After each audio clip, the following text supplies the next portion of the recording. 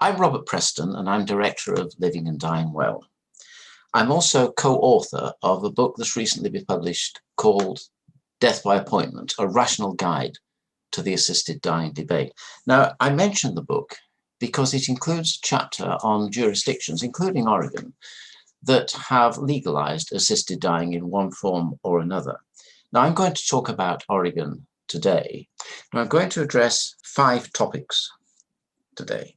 I'm going to talk about Oregon's law, about deaths under the terms of Oregon's law, about the way doctors are handling requests for lethal drugs, about the motivations of the people who seek lethal drugs, and about what scrutiny of the process there is. Now, Oregon's law, like its title, is rather coy about what it actually means. It talks of providing medication to end a patient's life in a humane and dignified manner. But what this means in practice is that a doctor may supply lethal drugs to a person who requests them if that person appears to meet certain conditions. Now, in law, that's assisting suicide. The main conditions in Oregon's law are that you must have been diagnosed as terminally ill and have been given a prognosis of 6 months or less, have been informed what taking lethal drugs means and what the alternatives are, such as, for example, end-of-life care, have decision-making capacity, been making the request voluntarily, and have been assessed and cleared by 2 doctors. So what's the uptake of the law?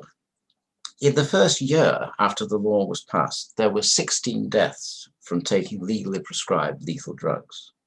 Last year, there were 245 deaths. That's a 15-fold increase.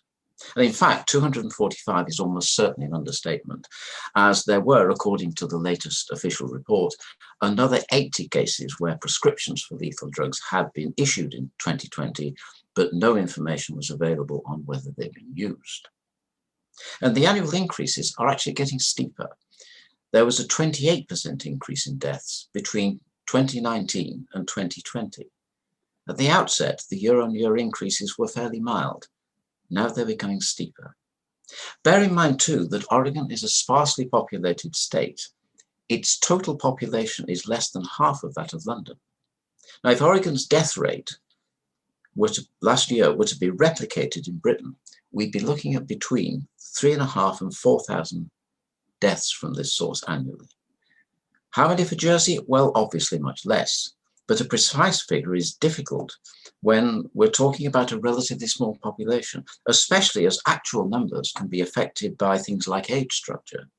As you'll see, 81% of Oregon's deaths last year under the DWDA were among people over 65 years old. So what about the doctors who are writing these prescriptions? The majority of doctors in Oregon won't participate. So people who want to apply for lethal drugs have to find other doctors who are willing.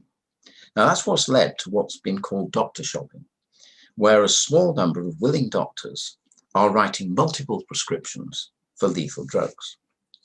Now, according to the latest official report, 370 prescriptions for lethal drugs were written last year by just 142 doctors.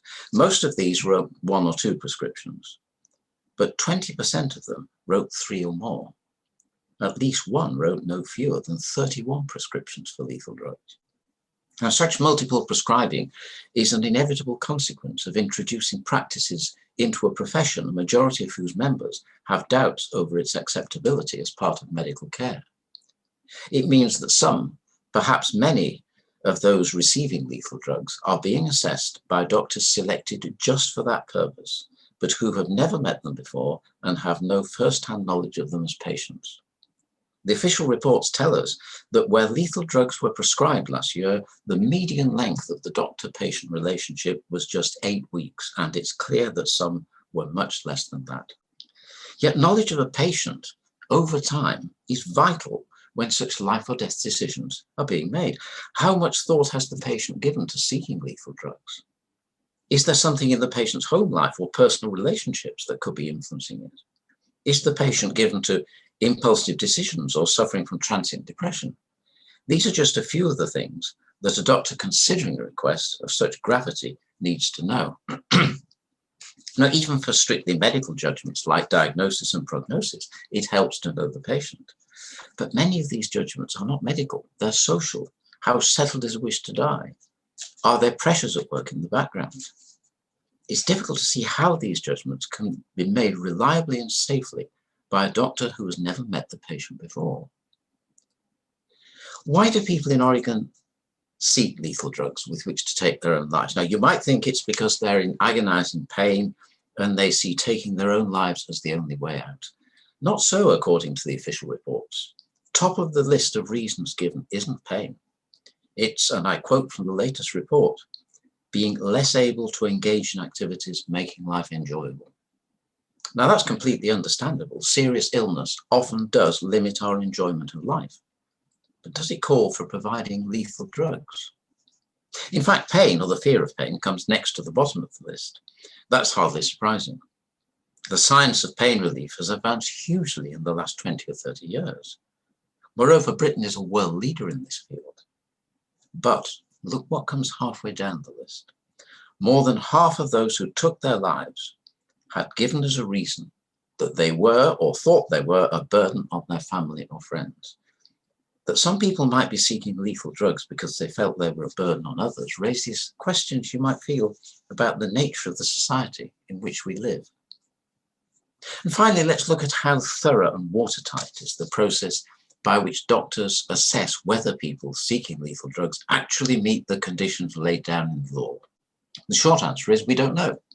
And we don't know because Oregon's law mandates no minimum steps that a doctor considering a request must take to ensure those conditions are met. A doctor who writes a prescription for lethal drugs has to declare that to the Oregon Health Authority by ticking a series of boxes to say that he or she has complied with the conditions set by the law. But as the authority itself states on its website, the OHA does not investigate whether patients met the DWDA criteria, nor how their diagnosis, prognosis, and treatment options were determined. Now, this raises the question, if the law doesn't state any minimum steps to be taken to ensure that the criteria laid down are met, how can those criteria be said to constitute safeguards? Well, the simple answer is they can't. Nor is there any independent body in Oregon to run the rule over the decisions that prescribing doctors have made and to determine whether those decisions complied with the law. In any field of life, and especially where life or death decisions are being made, there's a clear need for transparency and oversight, but the necessary systems aren't there. And the problem is exacerbated by the fact that a doctor's responsibility for a patient ceases when he or she has provided a prescription for lethal drugs. In only 12% of cases in 2020 was the prescribing doctor present when lethal drugs were swallowed. So in the remaining 88%, who is to say whether any pressure had been applied to take the drugs, or whether a patient had taken the drugs during a bout of transient depression? Don't misunderstand me. I'm not saying that Oregon's law is all bad. It has, at least so far, avoided some of the excesses of similar laws elsewhere. And the Oregon authorities do publish useful statistical data in their annual reports every year.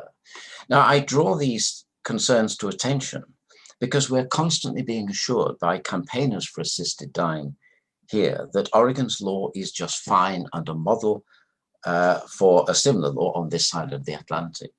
In reality, there are real structural problems with Oregon's law. I've mentioned lack of oversight, doctor shopping, multiple prescribing, and rising death rates. I could mention others, but time doesn't allow. One final point. There are two questions here, not one. The first question is whether the existing law is in need of change. And the second is if the existing law is in need of change, and only if the existing law is in need of change, what kind of law should replace it? There's a tendency in some quarters to skate over the first question, to take it as read that the law should be changed, and to focus only on the second question. That, in my view, would be a serious mistake. The question of whether comes before the question of how. Thank you.